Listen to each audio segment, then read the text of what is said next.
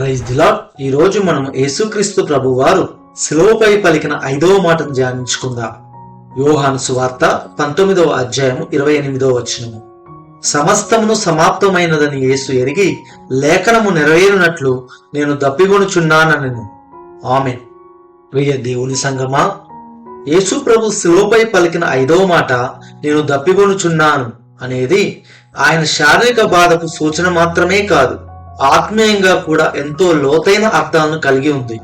యేసు ప్రభు జీవజలముల ఊట, ఆయన నిత్య జీవమునకై ఊరడి నీటి బుగ్గగా ఉండెను.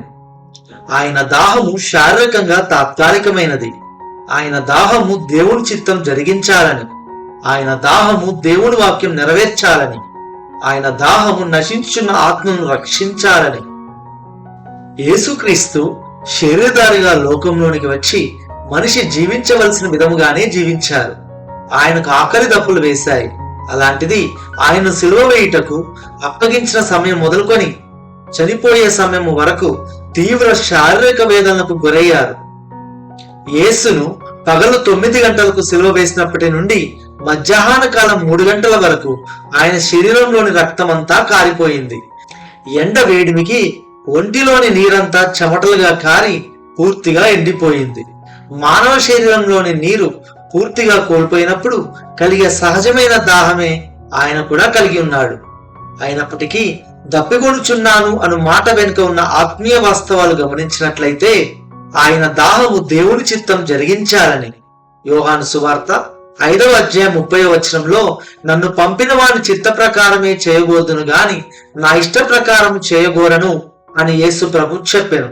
అంటే ఆయన తన కోసం ఏమీ కోరుకొనలేదు. తాను ఈ లోకంలో రాజుగా పిలువబడాలని, మనుషుల చేత గౌరవింపబడాలని ఆశించలేదు.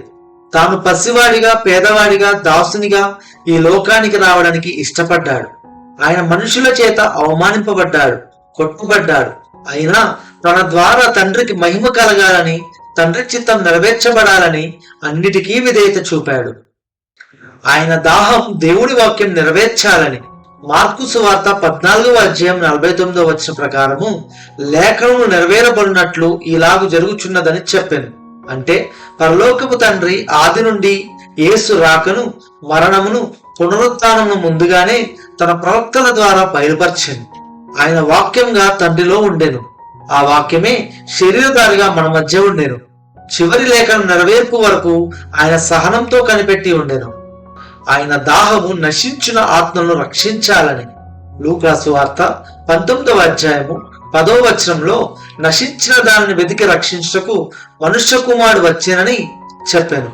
అంటే యేసుక్రీస్తు ప్రభువు తన ఘనత కొరకు ఈ లోకమునకు రాలేదు, కానీ అపవాది చెర నుండి నశించిపోతున్న అనేక ఆత్మల రక్షణ కొరకు తన ప్రాణంను వెలయించుటకు వచ్చెను. ఒక్కడు కూడా నశించకూడదు అన్న తన అపారమైన ప్రేమను చాటెను. ప్రియ సహోదరి సహోదరుడా, యేసయ్య పలికిన ఈ 5వ మాట నీతో మాట్లాడినట్లయితే నిజంగా నీవు కూడా దేవుని వాక్యం పట్ల ఆసక్తి, ఆయన చిత్తం చేయుటకు దాహం కలిగి ఉన్నావా, లేదా నిన్ను నువ్వు పరీక్షించుకో. ప్రార్థన.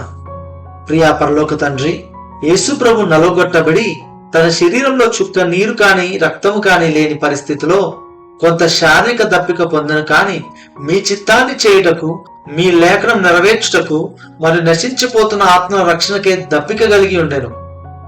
యేసయ్య, మేము కూడా నీ వల్ల దేవుని వాక్యానికి, ఆయన చిత్తానికి లోబడి జీవించటకు మరియు నశించిపోతున్న ఆత్మ రక్షణకే ప్రార్థించటకు కృపచూపు.